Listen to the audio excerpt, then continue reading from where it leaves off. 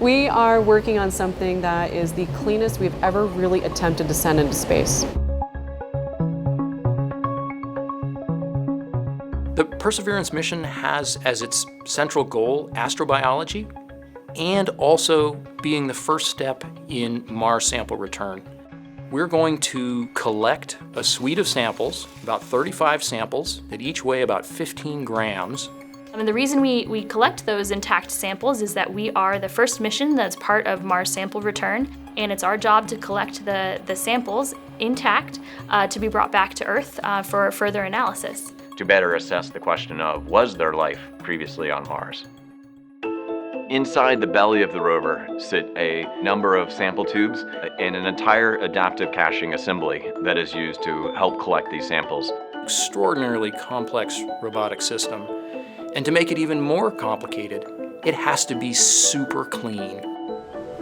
We don't want to have these samples come back from Mars and discover life in them, but then realize, oh, that's life that was in the apparatus when we sent it to Mars.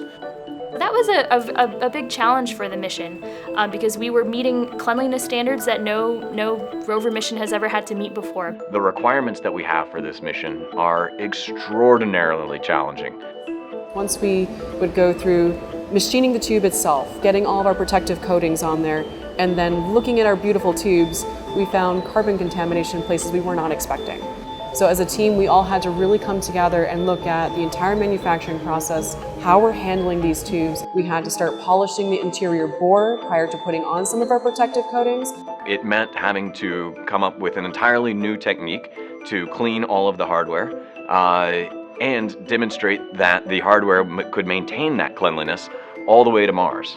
That's what JPL does. I mean, we discover problems and then we solve them. Having these very strict controls and this record of how much contamination or how clean these tubes are prior to going to Mars is essential for that return sample science. Great discoveries require remarkable evidence, and so the cleanliness of the sample tubes and of all of the hardware that's going to be collecting those samples is paramount in making sure that the evidence and that the story and that the discoveries that come from these samples that are brought back are irrefutably Martian.